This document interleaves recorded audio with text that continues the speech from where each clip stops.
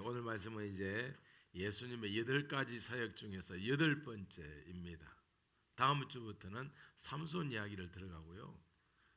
오늘은 예수님의 8가지 사역에 관해서 함께 은혜 받기를 소망합니다. 사람들이 세상에서 착한 일하고 선한 일하면 사람들이 와 대단하다 또 칭찬과 명예가 있습니다.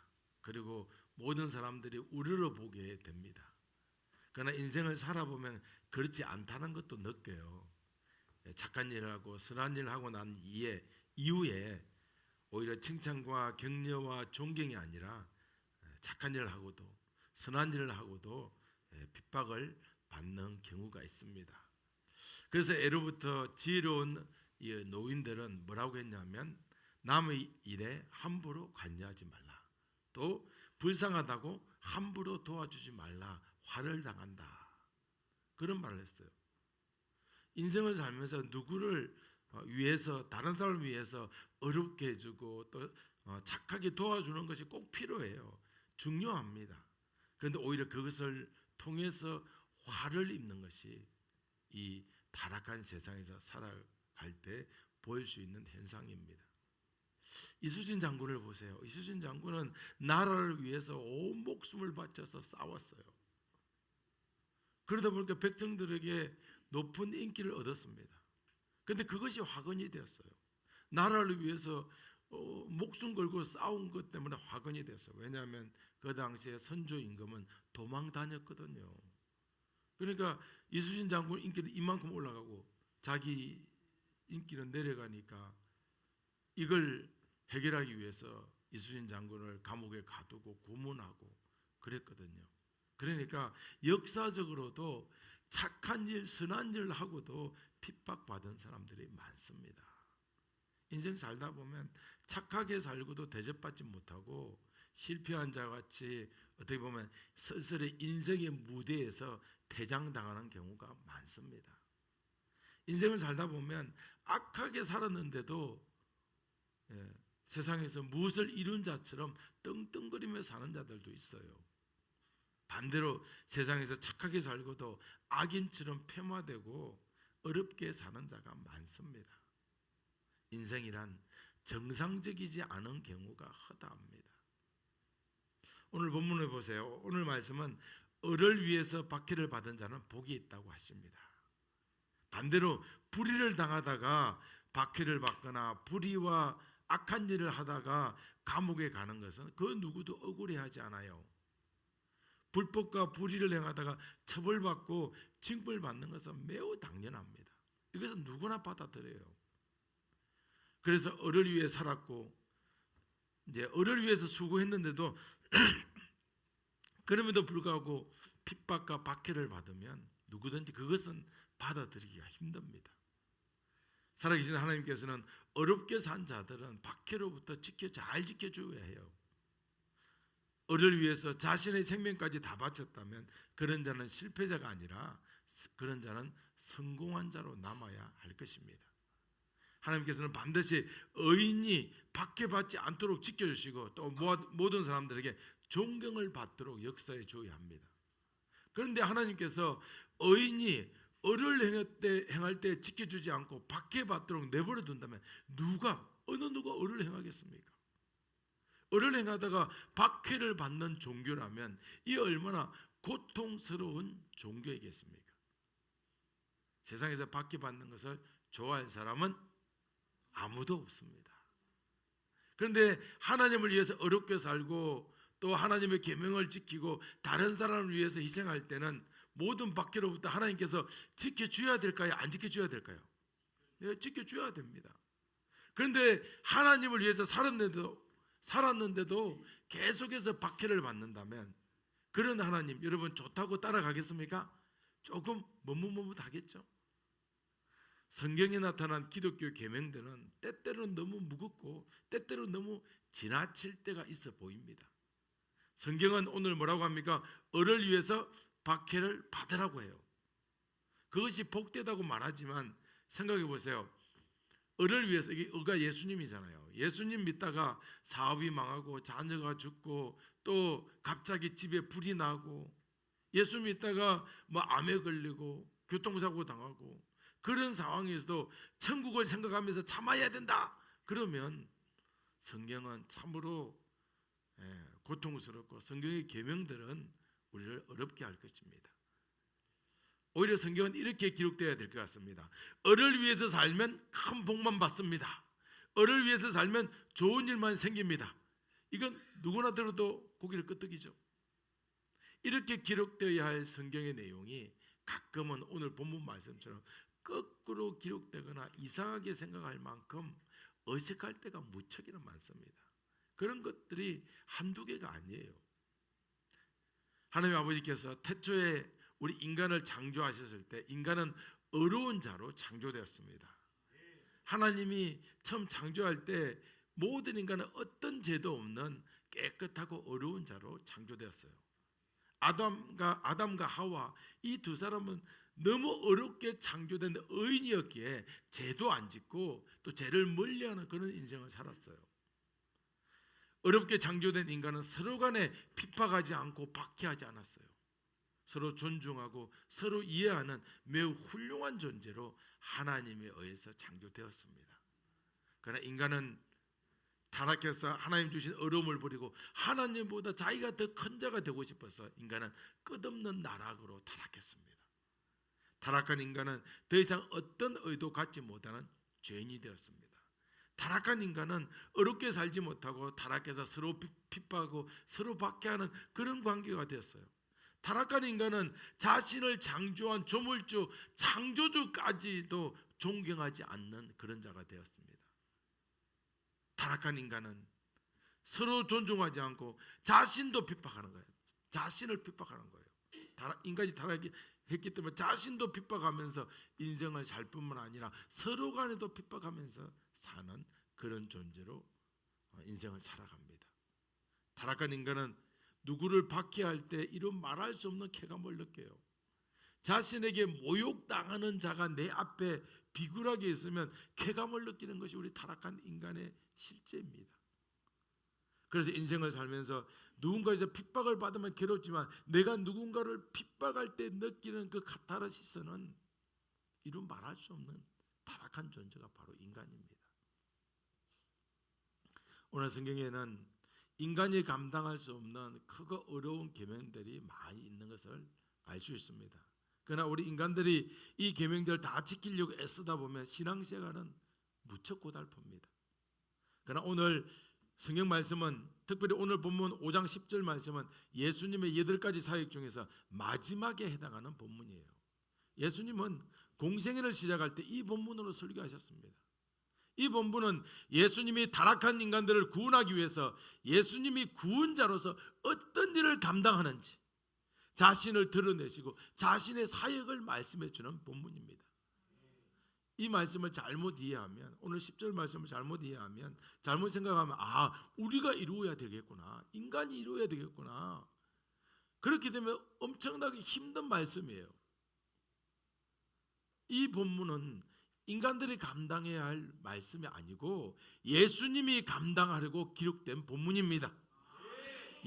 이런 거예요. 예수님이 을을 행하지만 십자가, 그죠? 예수님이 많은 사람들이 살리지만 을을 행하지만 결국 박해를 받게 된다고 자신에 대해서 언급한 말씀이에요. 성경은 구원자가 어떻게 타락한 인간을 구원하는지 그 방법과 사역에 대해서 매우 자세하게 기록해 두셨습니다. 예수님은 인간들을 구원하기 위해서 모든 죄를 짊어지고 대신 죽음을 당하는 매우 큰 을을 행하십니다. 그러나 인간들은 예수님이 인간들의 죄를 대신 짊어지고 죽는 자로 생각하지 않는 거예요. 오히려 예수님 자신의 죄로 죽는다고 이렇게 생각하기 때문에 예수님이 죄인으로서 박해당하고 십자가에서 비참하게 죽임당한다는 누구에 대한 본문이라고요? 예수님에 대한 본문입니다. 인간들은 일반적으로 어떤 어려운 일을 하다가 또 큰 오해와 박해가 오면 그 일을 스톱하고 중단하기 마련이에요. 그러나 예수님은 단순히 인간이 아니라 그분은 하나님과 동등한 분으로서 하나님과 같은 지위와 위치를 갖고 계십니다. 예수님이 비록 이 땅에 오실 때 인간의 육신을 입었잖아요. 인간의 육신을 입고 내려오셨지만 그 안에는 거룩한 신성과 신적인 능력과 영광이 항상 존재합니다. 예수님은 어떤 인간의 그 잔인한 박해와 끈질긴 핍박 속에서도 중간에 우리를 구원하는 것을 포기하거나 중간에 그만두지 않으십니다. 예수님은 자신이 이루고자 하는 모든 것들을 다 이룰 수 있는 신성과 능력을 갖고 있는 유일한 인간입니다. 인간은 감당할 수 없고 버틸 수 없는 그런 큰 바퀴가 있어요. 그러나 예수님은 어려운 일을 행할 때 인간이 행하는 인간들이 예수님 자신에게 행하는 어떤 악질적이고 상상을 초월하는 박해를 받아도 예수님은 자신의 사역을 완성할 수 있는 신적인 권세와 능력을 가지고 있습니다. 인간은 포기할 수 있지만 신은 어떤 일을 할 때 전능하기 때문에 결코 포기하지 않습니다. 그래서 신성을 갖고 있는 예수님은 비록 인간들에게 큰 핍박을 받고 박해를 받지만 자신의 구원 사역을 완벽하게 이룰 수 있습니다. 예수님은 인간을 넘어서는 신적인 권세와 능력으로 모든 일들을 완벽하게 완성할 수 있습니다. 할렐루야. 예수님은 이 땅에 오셔서 자신의 죄 때문에 박해를 받지 않으셨어요. 예수님 이 땅에 오셔서 자신의 죄로 인해서 고통받지 않으셨어요. 예수님은 어떤 죄와 어떤 잘못도 평생에 단 한 번도 죄를 지으신 분이 아닙니다. 단 한 번의 죄도 짓지 않았어요. 그러나 예수님은 타락한 죄인들을 위해서 박해를 받고 십자가에서 죽임 당하셨습니다. 하지만 그 당시 종교 지도자들과 유대 백성들은 예수님 이 땅에서 사역할 때 당했던 많은 박해와 핍박이 있잖아요. 그 박해와 핍박을 왜 받았냐? 예수님이 죄가 있기 때문에 하나님께서 허락한 줄로 알았어요. 그러니까 하나님께서 예수님을 박해한 것으로 그들은 오해했습니다.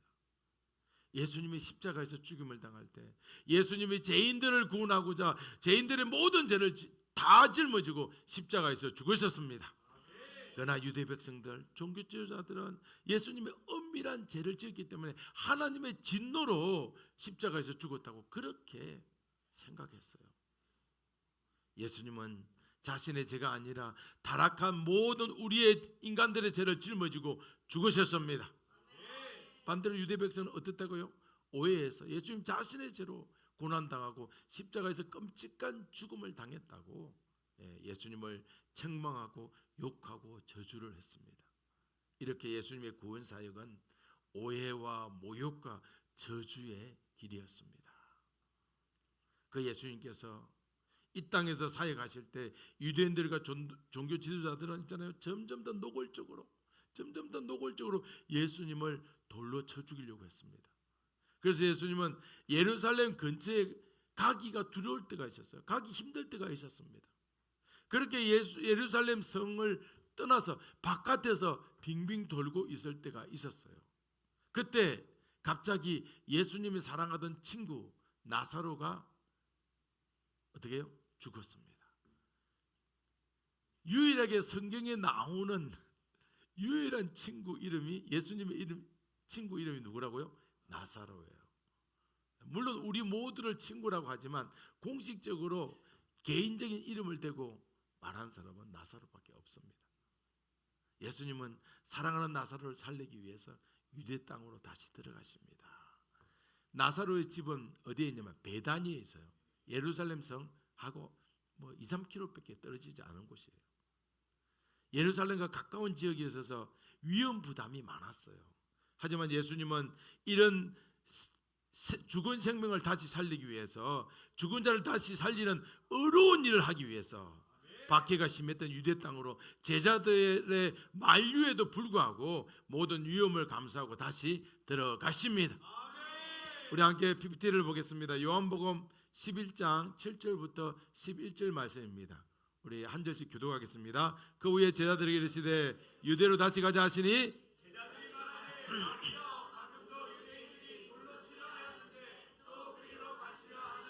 예수께서 대답하시되 낮이 12시간이 아니냐. 사람이 낮에 다니면 이 세상의 빛을 보므로 실족하지 아니하고 밤에 다니면 빛이 그 안에 없는 것을 실족하느니라. 시작. 이 말씀을 하신 후에 또 이르시되 우리 친구 나사로가 잠들었도다. 그러나 내가 깨우러 가노라. 아멘. 예수님은 제자들은 알았어요. 예수님이 사랑하는 나사로가 지금 위기에 처했다는 것을 알았어요. 하지만 유대 땅은 너무 위험하다고 말렸습니다. 스승님, 유대 땅은 너무 위험합니다. 그러나 예수님은 죽은 자들을 살리는 이 사역을 멈출 수가 없었습니다. 아무리 위험에 처한다고 할지라도, 심지어 죽음에 이른다고 할지라도, 더 심한 박해와 더 심한 핍박이 기다린다고 할지라도 예수님의 어려운 사역은 멈출 수가 없었습니다. 그래서 의로움은 자신을 위한 것이 아니고 누군가를 구원해 주는 것이 진정한 어려움입니다. 구원해 주려고 하는 그 자가 자기에게 미달이고 악한 자이고 더러운 죄인이라고 할지라도 그런 자를 구원해 주는 것이 어려움이에요. 여러분, 전철이 지나가는데 전철이 밑에 빠진 자가, 그죠? 이제 차가 오고 있어요. 구해 줘야 되는데 아저씨 착한 사람이에요. 나 착한 사람이 안 들려요. 크게 이야기해 보세요. 그렇게 해서 구해 가는 사람 없어요. 그 사람이 악한 자라도 구해 주는 게 진짜 의인이에요.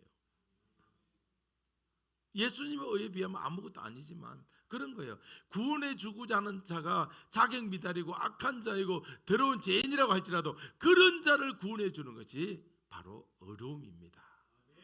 그러나 인간은 모두가 타락했기 때문에 누군가를 절대로 구원해 줄 수가 없습니다. 오직 어려운 예수님만이 자신의 의를 악인에게 전가해 줄 수 있습니다. 또한 예수님은 자신의 어려움을 악인에게 전가해 주다가 모진 박해를 받지만 중간에 포기하지 않습니다. 끝까지 죄인들을 살리기 위해서 자신의 생명을 죽음에 이르도록 자신의 의를 전가해 주십니다. 바로 이것이 예수님의 어려움입니다. 아멘. 인간은 아무리 좋은 일을 해도 그 일을 완성할 수 있는 능력이 없어요. 박해가 밀려오면 하고 싶어도 더 이상 할 수 없는 것이 우리 인간입니다. 그러나 예수님은 어떤 박해에도 불구하고 자신의 어려움을 더러운 자들에게 다 전가해 줄 수 있습니다. 아멘. 하나님 아버지께서 태초에 창조하신 이 세상은 어떤 불의함도 없고 어떤 죄인도 없었습니다. 그러나 타락한 인간에게는 이제 어떤 어려움도 남아있지 않습니다. 모두가 불의하고 모두가 더러운 자가 되어서 모든 인간들은 다 어디에 간다? 지옥에 가야 합니다. 그때 하나님 아버지께서 이 땅의 인간에게 어려움을 전가해 주기 위해서 예수님을 이 땅에 보내십니다. 인간은 아무리 살아도 자기 자신을 다시 어렵게 만들 수 없어요. 날마다 거짓과 우리 인간이 제일 많은 게 시기 질투, 끝없는 제약 속에 사로잡혀서 영원한 지옥 형벌을 기다리는 인생을 살았습니다. 그런 상황일 때 하나님 아버지께서 예수 그리스도를 이 땅에 보내서 예수님에게 있는 어려움을 전가해 주도록 하셨습니다. 예수님은 어떤 오해와 박해에도 어려움을 전가해 주는 일을 중단하지 않으셨습니다. 모든 죄인들이 의를 전가받을 수 있는 길을 예비하고 완성해 주셨습니다. 하나님 아버지께서 보내신 유일한 예수 그리스도만이 인간은 어려운 자가 될 수 있고 어려움이 회복될 수 있습니다. 이렇게 더러운 인간이 깨끗한 의인이 되도록 하나님 아버지께서는 은혜로운 모든 길을 다 마련해 주셨습니다. 영원한 천국에 들어갈 수 있는 길을 홀로 준비하셨고 예수님을 통해서 완벽하게 완성하십니다. 하나님 아버지의 큰 은혜는 인간이 죄인 되었을 때 완벽하게 나타납니다. 하나님 아버지의 그 큰 은혜는 인간이 죄인 되었을 때 언제요? 인간이 죄인 되었을 때 확실히 완벽하게 나타납니다. 아멘. 예수님께서 이 땅에 의인을 살리기 위해서 사역했다면 예수님은 칭찬받고 존경받고 대단한 사람이라고 의인을 살린 의인이라고 나올 거예요. 그런데 예수님이 이 땅에서 박해를 받은 것은 자신이 어려움을 전가해 준 자가 가장 더럽고 추악한 자들이기 때문에 그래요. 예수님이 인간들이 가장 더럽다고 하는 자들에게 찾아가서 자신의 의를 증거해 주기 때문에 비난을 받고 핍박을 받았어요. 세리와 장녀들은 비난받아야 할 가장 더러운 죄인들이 사실이었습니다. 그들에게 어려움을 증거해 준다고 할 때 어떤 인간도 그런 구원자, 대부분 모든 사람들은 상을 줘도 잘하는 사람만 주잖아요. 그런데 예수님은 구원이라는 상을 줄 때 죄인들만 골라서 구원해 주는 그런 역사를 하신 거예요. 인간들은 모두 다 누굴 기다렸냐면 의인이 되면 구원해 준다고 해서 의인이 되려고 했던 거예요. 그런데 예수님은 의인을 구원해 주지 않고 더럽다고 하는 세리와 창녀 같은 자를 구원해 주기 때문에, 그런 자를 위해서 의를 주었기 때문에 유대인들, 바리새인들이 이해하지 못했습니다. 이 모든 것을 다 부었던 제자들은 복음이란 예수님의 어려움을 의인에게 전해주는 것이 아니라 복음이란 예수님의 어려움을 죄인에게 증거해 주는 것이라는 놀라운 진리를 그들은 깨닫게 되었습니다. 자신이 어렵다고 하는 자들은 그들의 죄악 가운데 죽지만 자신이 더럽다고 고백하는 자들에게 예수님은 자신의 어려움을 증거해 주고 그런 죄인들을 위해서 대신 죽는 놀라운 복음의 사역을 하십니다. 이 모든 것을 가까이서 보았던 제자들은 정확히 예수님의 복음을 이해하게 되었습니다. 제자 자신들이 추악한 죄가 더 많이 보이는 복을 받은 거예요. 자신들에게 어떤 의도 없다는 것을 깨닫고, 그런 어떤 의도 없고 내가 큰 죄인이라는 걸 깨달았을 때 예수님이 증거해 주시는 그 어려움으로 내가 더 복된 자가 되었다는 것을 제자들은 깨닫게 되었습니다. 제자들은 의가 없어도 천국을 소유한 자가 되었습니다. 이제 제자들은 죄악 가운데서도 예수님의 어려움을 인하여 기뻐하며 즐거워하며 천국 소망을 붙잡게 되었습니다. 할렐루야. 그러나 지금 우리가 살고 있는 이 세상은, 이 타락한 세상은, 이 타락한 인간이 사는 세상은 어떤 어려운 삶을 살아도 알아주는 자가 없습니다. 오히려 착하게 살고 어렵게 살면 손해보는 것이 이 죄 많은 인생 세상이에요. 이런 곳에서 홀로 어렵게 되려고 해도 어려운 자가 되지 못합니다. 또한 세상이란 어려운 자를 바보로 알아요. 그래서 그런 어려운 자에게 무시하고 천대하는 것을, 그것을 박해라고 하죠. 박해를 끊임없이 합니다. 그러나 죄인들을 불쌍히 여기는 예수님께 나오면 예수님은 어떤 죄인이라도 어떤 불의한 자도 예수님은 자신의 어려움을 다 전가해 주십니다. 모든 죄악을 다 용서해 주고 깨끗하게 해주도록 역사해 주십니다. 인간이 아무리 깨끗하게 살아도 이 세상은 거짓말을 강요하고 더러움을 강요하고 정말 더러운 짓을 강요하는 경우가 허다합니다. 그러나 예수님은 어려운 분이기 때문에 자신의 어려움을 가장 더럽고 가장 추악한 자에게 부어 주십니다. 천국에 들어가는데 조금 더 흠이 없는 자로 예수님의 완벽한 의를 다 부어서 의인이 되도록 역사해 주십니다. 아멘. 우리 옆 사람을 인사합니다. 예수님께서 당신을 의인으로 만들어 주셨습니다. 네, 손을 꽉 잡아주세요. 의인으로 만들어 주셨습니다. 네. 예수님은 죄인을 의인으로 만들기 위해서 이 땅에 오셨습니다. 세상의 모든 종교는 깨끗하고 정결한 자만이 구원받아요. 우리가 아는 유대교도 그래요. 유대교도 의인이 되어야 깨끗해야 구원받는다고 생각해요. 천주교도 마찬가지예요. 어렵게 되어야 구원받는다고 생각해요. 불교, 그게 더 심합니다. 유교, 깨끗하지 않으면 구원받을 수 없어요. 어떤 종교, 모든 종교 다 깨끗하게 받습니다. 우리 인도의 무슨 강? 겐지스 강. 그곳에서 왜 씻는 줄 알아요? 그곳에 씻으면 깨끗하게 돼서 구원받기 때문에 강 많은데 겐지스 강에서 씻어야 한다는 거죠. 깨끗한, 그 힌두교잖아요. 힌두교 거기도 깨끗하게 해야 구원받는다고 합니다. 그러나 기독교만은 아무리 더럽고 아무리 추악해도 의가 하나도 없는 가장 큰 죄인이라도 예수님이 찾아오셔서 자신의 의를 증거해주면 어떤 공로가 없어도 의인이 될 수 있습니다. 이것은 세상의 수많은 종교 중에 오직 기독교만이 갖고 있는 유일한 특색입니다. 예수님께 나오면 어떤 죄도 다 용서받습니다. 그리고 예수님 주시는 어려움을 인하여 어떤 공로가 없어도 어려움을 완성할 수 있습니다.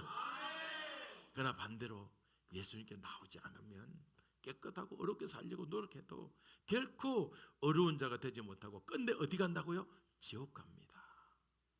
그래서 우리는 성도입니다. 성도 어려운 자 아닙니다. 성도 안에도 거짓말쟁이 있어요.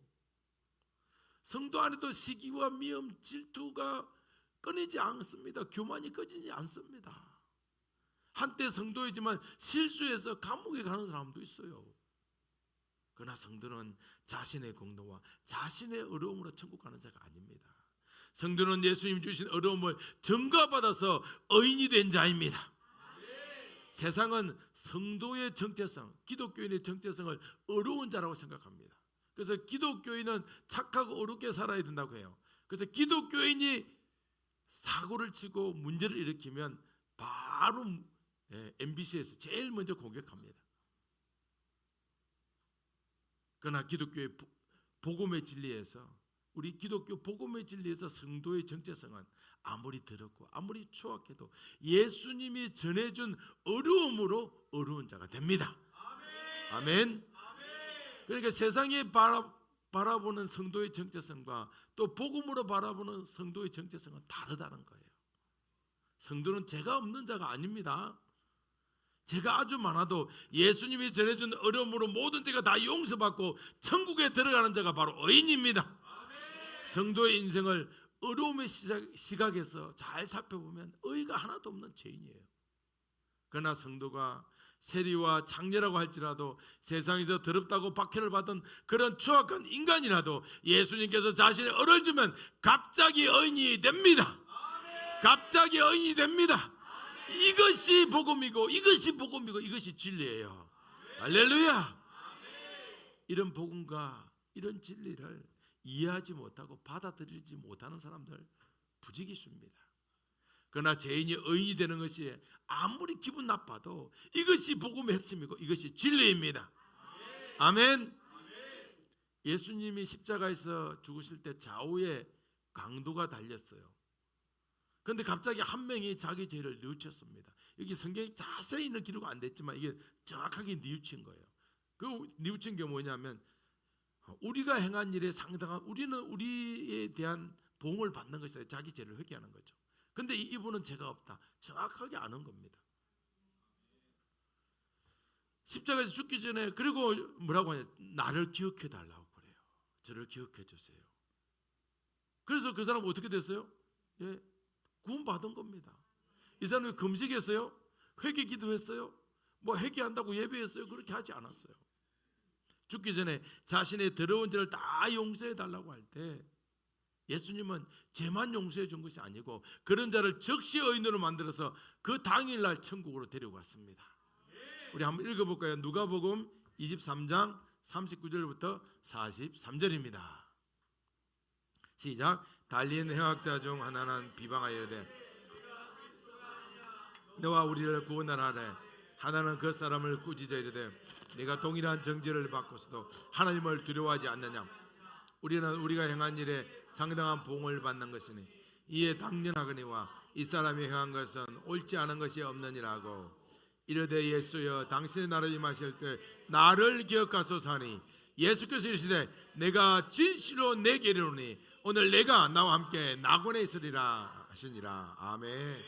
낙원은 어디입니까? 천국이에요. 어떤 자가 낙원에 들어갑니까? 바로 깨끗한 자가 아니라 예수님께서 십자가에서 죄인을 살리기 위한 대신 죽으시고 자신의 어려움을 전가해 준 자가 낙원 곧 천국에 들어갑니다. 이 흉악한 강도는 어떤 종교적 행위, 어떤 종교적 선행이 없었어요. 예수님께서 바로 자신의 의를 전가해 주고 모든 죄인들의 죄악을 다 짊어지고 타락한 인간과 하나님에게 박해를 받아서 십자가에서 예수님은 죽으셨어요. 이제부터 더럽고 추악한 성도들에게 자신의 어려움을 다 전가해 주십니다. 성도는 삶과 행동과 생각은, 그죠? 삶과 행동과 생각은 뭐죠? 추악한 죄인이에요. 성도도 죄인입니다. 하지만 예수님의 어려움을 전가받아서 천국에 들어간 복 있는 자가 되었습니다. 아멘. 사랑하는 여러분, 예수님은 죄가 전혀 없지만 죄인들의 모든 죄를 짊어지고 죄인들을 위해서 대신 처참하게 죽으셨습니다. 예수님 우리 모두에게 자신의 의를 전가해 주셔서 우리 모두를 영원히 살려주셨습니다. 천국에서 살도록 해 주셨습니다. 만약 예수님이 의인을 위해서 죽으셨다면 세상은 그를 칭송하고 예수님의 죽으심을 애국했을 거예요. 그러나 예수님은 세상에 버린 더러운 자들, 죄인들을 위해서 죽으셨기 때문에 종교 지도자들은 예수님의 죽음을 하나님의 형벌이라고 생각했습니다. 하나님의 분노로 십자가에서 죽었다고, 비참하게 죽었다고 생각했어요. 그러나 예수님은 하나님의 분노로 죽어야 하는 죄인들의 죄를 다 짊어지고 십자가에서 죽으셨습니다. 그래서 모든 죄인들은 십자가 처형을 받아야 하지만 예수님의 대신 이루어 주셨습니다. 죄인들에게 주어진 십자가의 처형을 대신 받아서 예수님은 죽고 우리들은 영원히 살게 되었습니다. 죄가 없어진 예수님이 우리 대신 지옥에 잠시라도 내려가셨어요. 우리는 살아서 영원히 천국으로 가게 되었습니다. 예수님께서 받으신 박해는 우리의 죄악으로 우리가 받아야 할 형벌이고 박해였어요. 예수님은 이것을 대신 받아서 우리를 다 살려주셨습니다. 누군가를 위해서 박해받는 것은 어렵습니다. 쉬운 일이 아닙니다. 고통스럽습니다.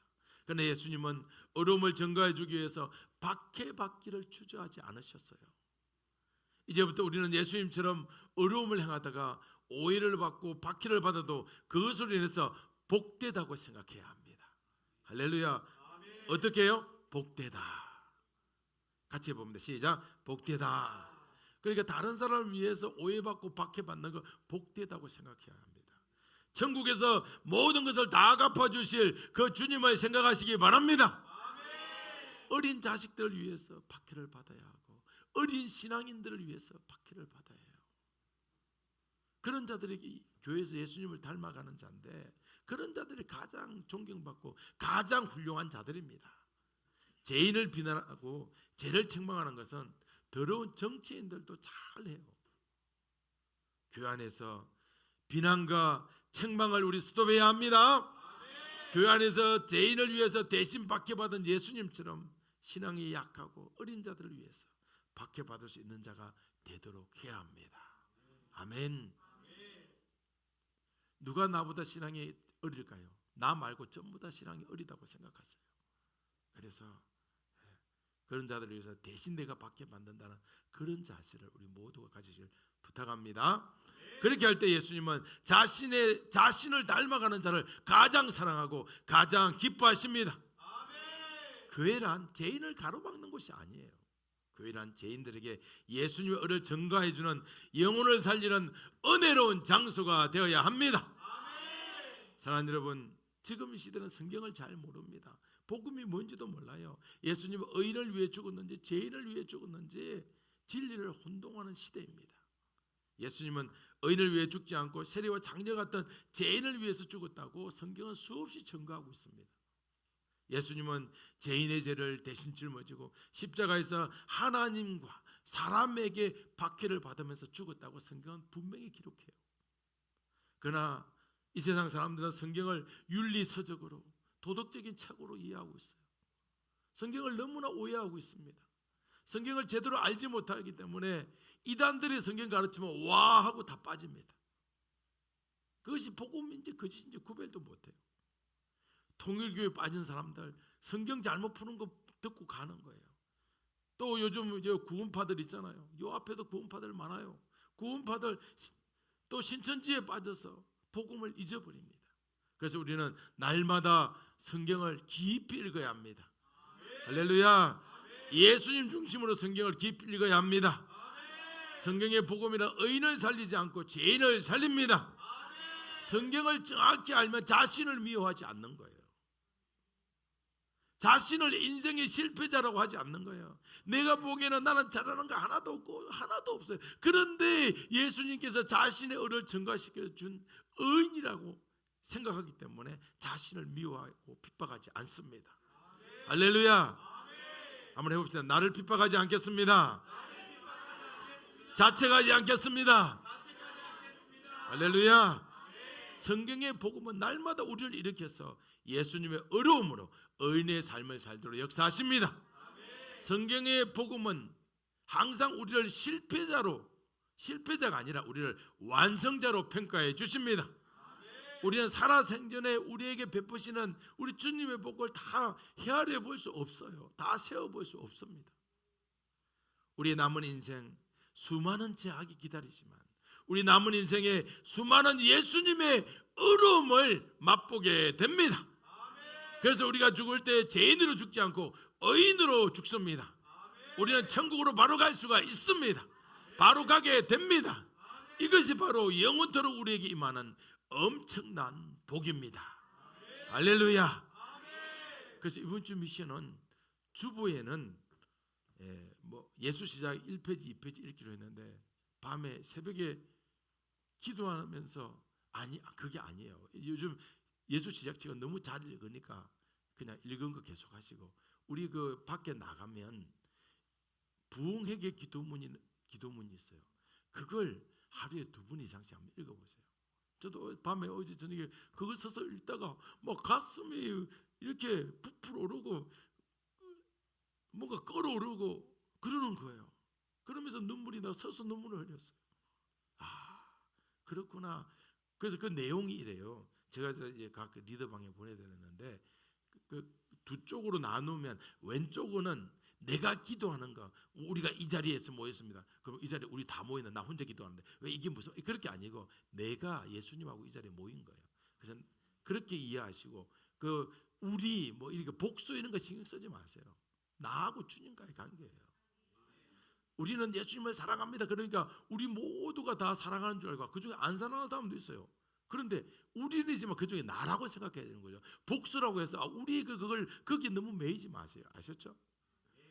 우리는 예수님을 사랑했습니다. 과거다. 그럼 나 지금 사랑 안 해. 지금도 사랑한다는 게 그건 뭐 과거, 현재 그런 거 따지지 마세요. 아셨죠? 우리는 어제 예수님을 사랑했습니다. 그럼 어제 끝난 거예요? 아니에요. 지금도 사랑하는 거예요. 시제와 복수 이런 거 단수 이런 거 생각하면 안 되는 거예요. 나하고 주님하고 관계예요. 할렐루야. 그래서 한번 읽어보세요. 그 읽다가 감동되는 부분에서는 그 부분 붙잡고 기도하세요. 우리 주중 하루에 2번씩 읽는 사람 정말 놀라운 일이 일어날 것이고 그걸 붙잡고 기도 자리에 오세요. 기도 자리에 오셔서 일주일에 한 2번 정도는 나는 도저히 기도할 수도 없어. 그거 한 번 읽으면 10분 걸리거든요. 2-3번 읽고 가세요. 놀라운 일이 일어날 것입니다. 이 가슴 속에서 부글부글 끓어오르는 예수님의 사랑을 느낄 수 있을 거예요. 할렐루야. 그래서 가슴이 뜨거우면 뭐라고 노래를 부르죠? 뜨거워 주님의 사랑. 그런 은혜가 있기를 주님으로 축복합니다.